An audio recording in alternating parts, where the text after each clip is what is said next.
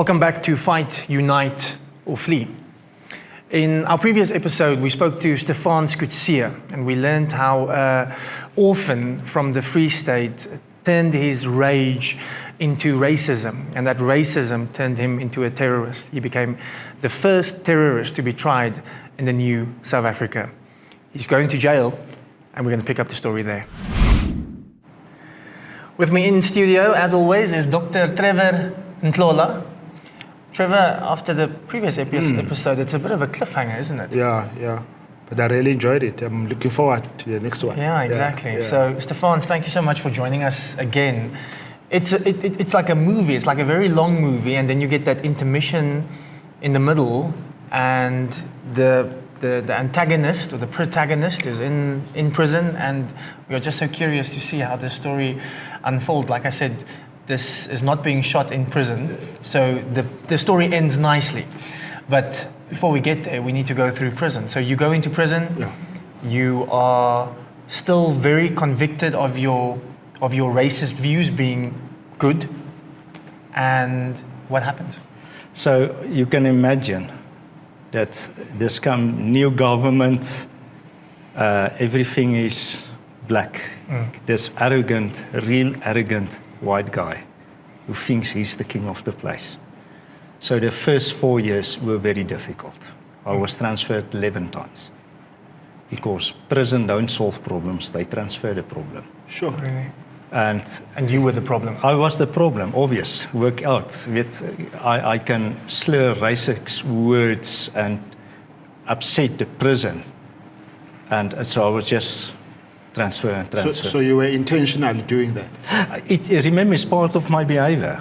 I came to prison, I didn't change. Yeah, you're still the same you. Yeah. I'm still the same you. So this is you touring, your captive version of touring the country, going from prison to prison. I always wanted to see the country. So that was your strategy. Okay, so the first 4 years was very difficult. You were making life difficult for the prisoners, for the warders, and for yourself. At what point is there some sort of tension in you? So after the 11th prison, you get used to this. It have an advance and a disadvantage. The advance is you don't get time to settle lekker in. And you meet new people. The disadvantage is no one learned to know you. No one became your friend. Yeah. You are always the troublemaker. It was written big on my car, troublemaker. And so if you come to a new prison, they are expecting trouble. Yeah. Did anybody come and visit you in prison? In the beginning, there was a few visits from my mom, my father only once, and 1 or 2 races, but no one. Ek weet nie wat se vloer lap nie, but I was like this, cleaning cloth on the table, and after the right-wingers have used me, they throwed me away.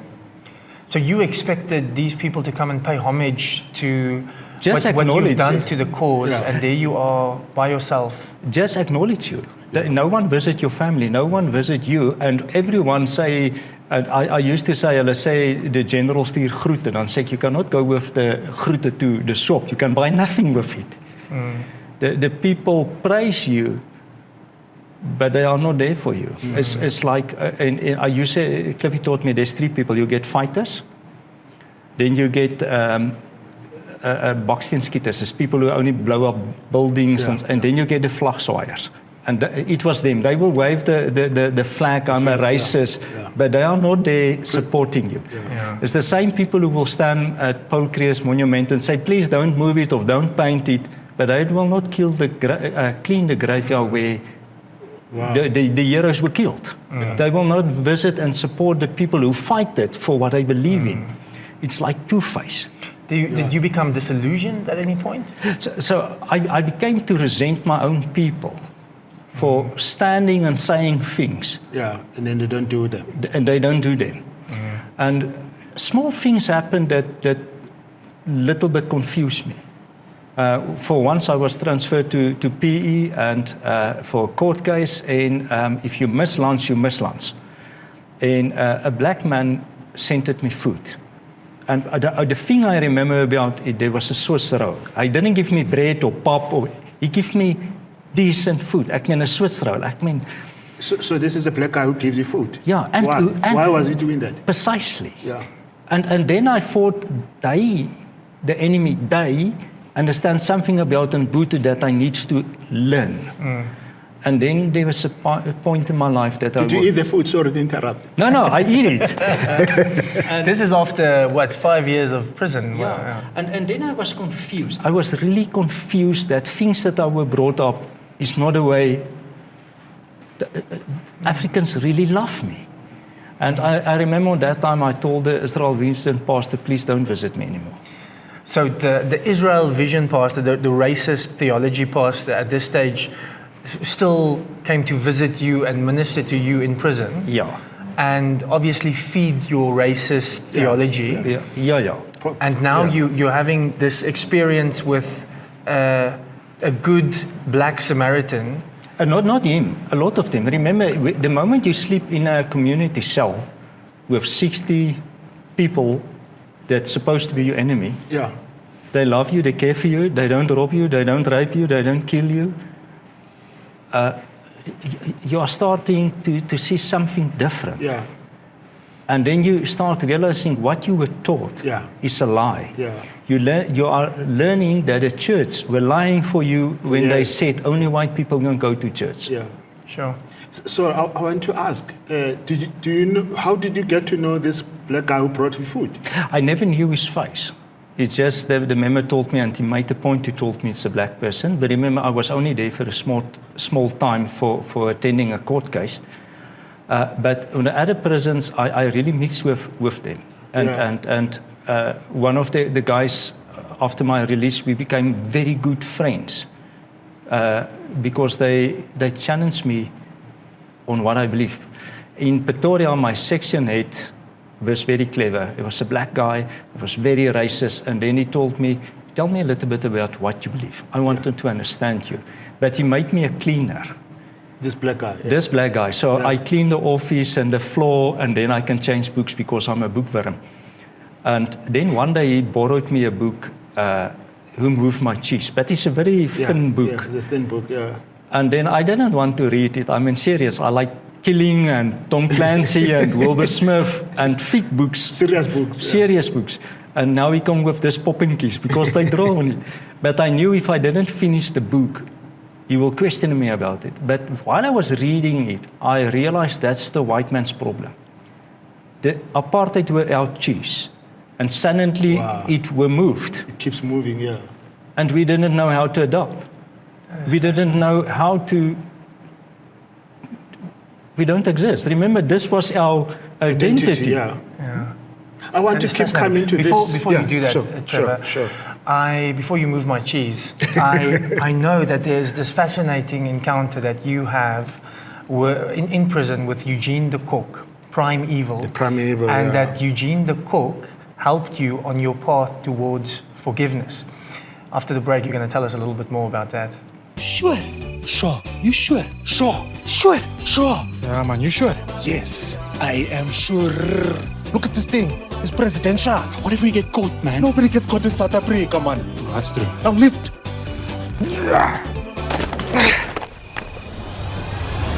I'm sure.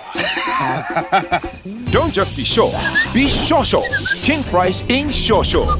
Insurance you can be sure about. Visit kingprice.co.za. Before we went away, we spoke about Eugene the Cook and you meeting in prison. Stefaans, maybe you can just elaborate a little bit more about that. So I met Eugene in 2001, and you must remember that because of what he have done, he was like a hero to me. I mean, let's face it, he fought the enemy real hard. And he didn't greet me, didn't talk to me because I looked like a scolly. Didn't get visits, so I used to cut all my hair. It's also part of the new Nazi look. And then he found out who I am, and he tried to change me. But he always talked about this forgiveness stuff, and I always told him, Eugene, forgiveness don't work for me. They killed us, we killed them. That's simple. But he was like, Pinocchio had that bird who was very irritating on his shoulder. Yeah. And that was the cock. He laughed. How old were you then? 5 years in my sentence. Okay. Yeah. 20-something, yeah. Yeah, 20s. Early 20s. Early 20s. And then very irritating. Remember, we were brought up killing each other, and that was a war. And then he one day said something that really shocked me. Because remember, our Boer people hated English for what happened in 1899 and the concentration camps. And he said, one day when you go to heaven, all the women and children who died in the concentration camps will accuse you. Because you hate the English, but you are not the ANC, but you are not better than them. You killed women and children. And that was a really encounter. Then he helped me to apply to start with restorative justice, to apologize for what I have done. But now you can remember my sentence and everything that I've done. No one trusts this stuff. And then they said I must do a program, restorative justice. It was supposed to be a 1-year program, but it ended 2 or 3 years. Trevor, how do you relate to this, to hear that somebody like Eugene the cook was instrumental? Yeah, it just baffles me, confuses me. Yeah, now I understand, but looking at that time, I'm going like Eugene the cook telling another one of his to say, "You must forgive." I'm still processing that. Yeah, Absolutely. Yeah. Okay. So you were in this restorative justice program, Stefaans, and you weren't a changed man. You were on a journey to be changed. Yeah. So on that time, I have done 3 programs. Remember, I'm confused, and when you are confusing, you are looking for something. Yeah. And so 2 things is important while we are there. The first one is, in the prison it's compulsory to see a social worker and a psychologist. One day I was standing in a wall and an old lady told me, "Jesus loves you." And I told her, "Tanya, I don't do the Jesus stuff." The Jesus stuff.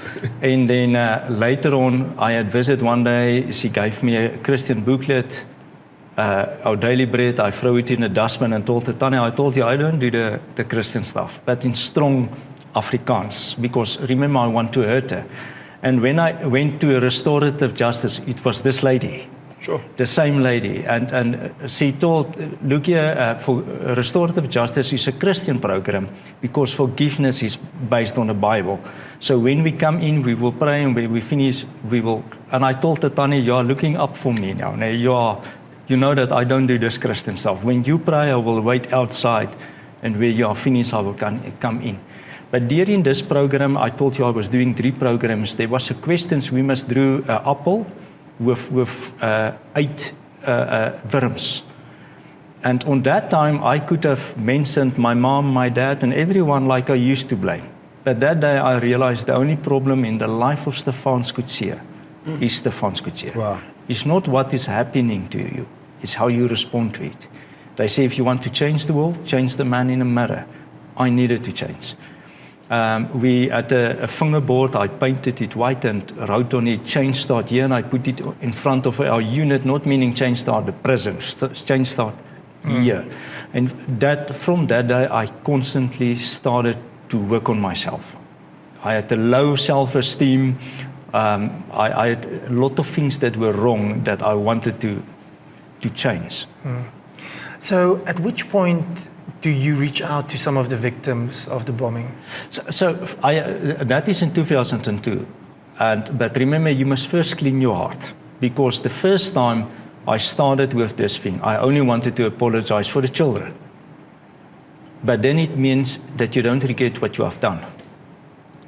It was only in 2007 that things really worked. I was reading a book, The Fifth Mountain, and on page 218, I met Jesus Christ. Wow.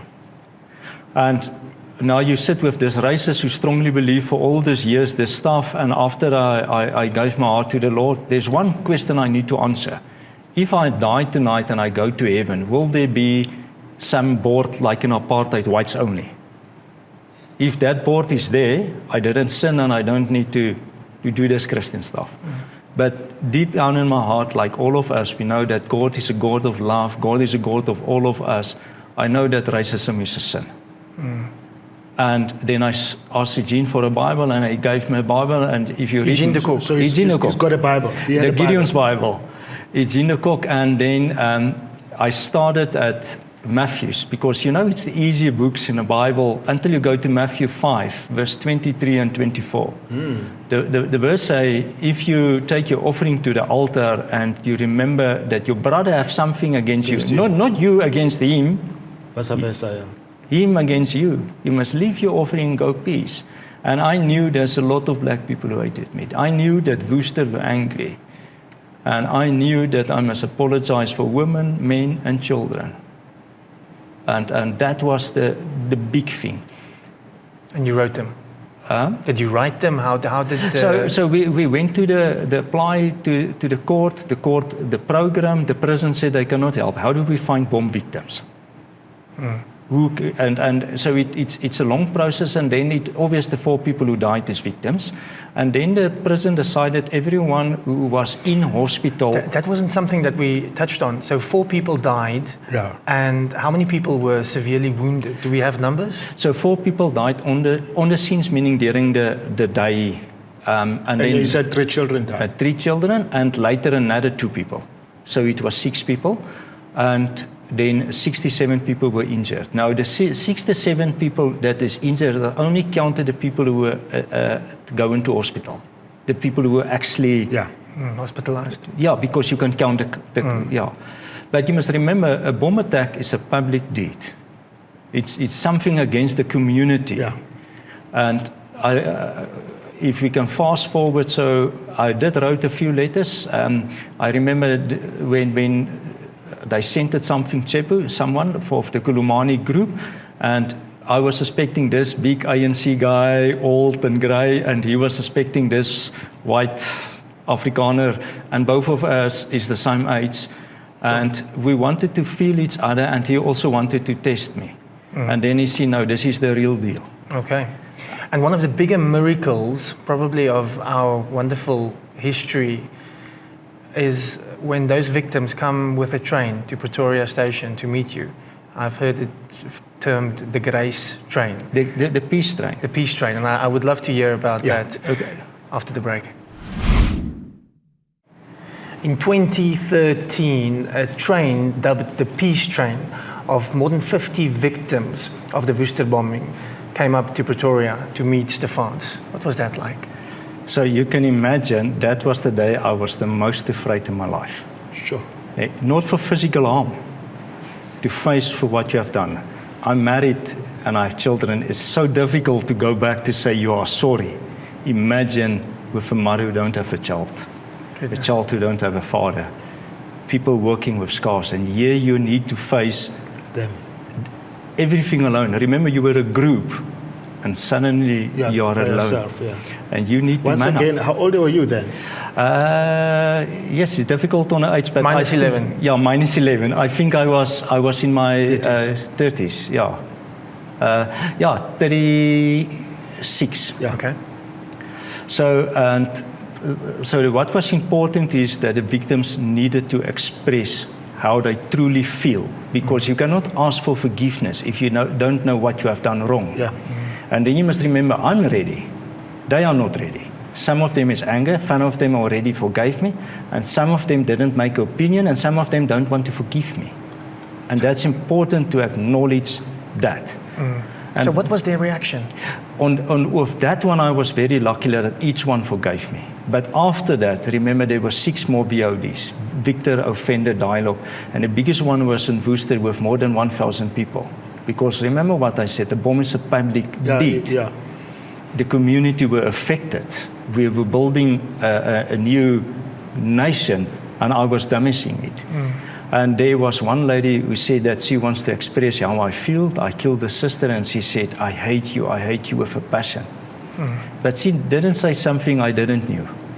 My mom hated me, that's why she chose men above me. True.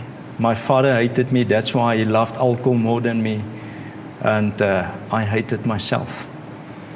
And how did you respond to that? So obviously you acknowledge that, but you cannot say something. You can just listen. There was this beautiful line that I saw online where people confronted you with the fact that not everybody forgave you. And you said, for what I've done, it would be selfish to expect forgiveness. Wow. Yeah. When I went to this process, I wanted to know what am I expecting, and whatever that is, to move it around. Because meeting my victims were all about them. And some of them are not ready. And to say forgive me makes me still that arrogant white racist. Because now I demand forgiveness. Why? Who said move on? Who said it's time to forgive? And I wanted them to express truly how they feel. But what an incredible miracle that 50 people and more I was extended that forgiveness. Yeah. I was going to ask you, what were your emotions when a big number of black people, here they are, you said majority of them forgave you. What did you make of that? I always thought, since my childhood, that the most beautiful words will be when someone tells you they love you. You never heard that? I never heard that. And on that day, I realized the most beautiful words in any language is, I forgive you. Wow. Wow. Sometimes people make me the hero of the story. I'm not. I'm an ex-terrorist. The hero of the story is every victim who decided to forgive me and didn't need to. There's every victim who lives with the scars and decided we want to build a South African to give this guy a second chance in life. And that is true love. Yeah. You know, Johan, I'm 57 years. And earlier on, I made a comment about a terrorist who is white. My first time. I know he's an ex, and he just said it. But in the journey of my life in South Africa, especially as I interface or interact with white people, many white people expect us to, as black people, that we must move on, you know? And when I hear a guy like this being brutally honest about himself, it touches my heart, because a lot of stuff by white people is just because of their ugly superiority complex. They just come not being sincere, you know, not owning up. And then when you hear a guy like this who says, I went there, and if I have asked for forgiveness, it will be like demanding, you know. And then we hear white people telling us, but you must move on. But they will never say that to the English people. Or as a matter of fact, the Jews, under Hitler, this was between 1939 and 1945, let's say. To this day, they make movies, they make films, or it's the same thing, books and all that, about their pain. I have never heard anybody telling the Jews to move on. And then it just makes me sick, to be honest, you know, that many of us, it's just disturbing. And then just to hear this is just, you know, it does something to me. It's the authenticity, you know. Yeah, just what I thought I must mention that, and thank you for saying that. I really appreciate it. But it's nothing short of a miracle, isn't it? That so many people would forgive you, and it wasn't just a once-off thing. You've done so many things with them since, publicly, in church, and it's just this wonderful message of reconciliation. And what happens when people are moved by Christ, because you said that this initiative was mostly a church initiative as well. Am I right? Yeah. But you know what's the biggest miracle? 2 years later, what very few people know is that the day after the victims was my parole day. Because remember, we get our dates 2 years in advance. I went to the parole board and told them, you have to move me already my 2 years. Because no matter what is the outcome, I don't want people to think I have done this to gain something. People don't know this, because if I receive parole, people will doubt Christ in me. So it was important to already move my date. Okay. But 2 years later, the lady who said, I hate you with a passion, asked the parole board to give me a second chance in life. Wow. And that is true love. The same person you didn't forgive 2 years ago, you asked them, please give him a second chance in life. That's a miracle. Stefaans, today you are out of prison. Yes. You are a writer. You've written many books, many of them in Afrikaans, as is evident from that very heavy Afrikaner accent of yours.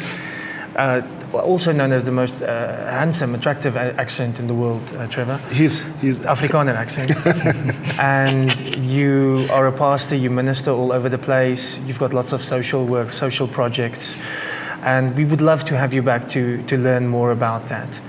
I would really encourage people across the world, really, to access something of the miracle that is South Africa, because sometimes we are very despondent and we are disillusioned with the Rainbow Nation. Yeah. But listening to this history that happened the other day, and some of these miracles that happened in terms of reconciliation, it is something to celebrate, not just in South Africa, but across the world. Yeah. Stefaans, Trevor, thank you so much.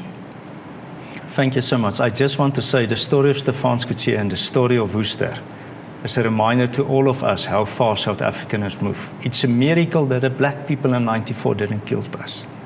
It's a miracle that they still love us. And the reason they do that because white people nobody wants to go to the township. God is already there. Wow. That's why we're still alive. That's why we have peace. That's why we have grace. And here we are just a few years later, and a very angry black activist in the form of Trevor Ntlhola is sitting, well, used to be, is sitting next to a former white terrorist, and there they are. Thank you. Thank you. Yeah, thank you for that. Thank you. Yeah. Many people in South Africa, both black and white, are disillusioned with where we are as a country. And we forget to take note and take stock of the miracle that is South Africa, the miracle that is the Stefaans Coetzee story, and more importantly, the miracle that is the forgiveness of the Worcester victims. Join us again for Fight, Unite, or Flee.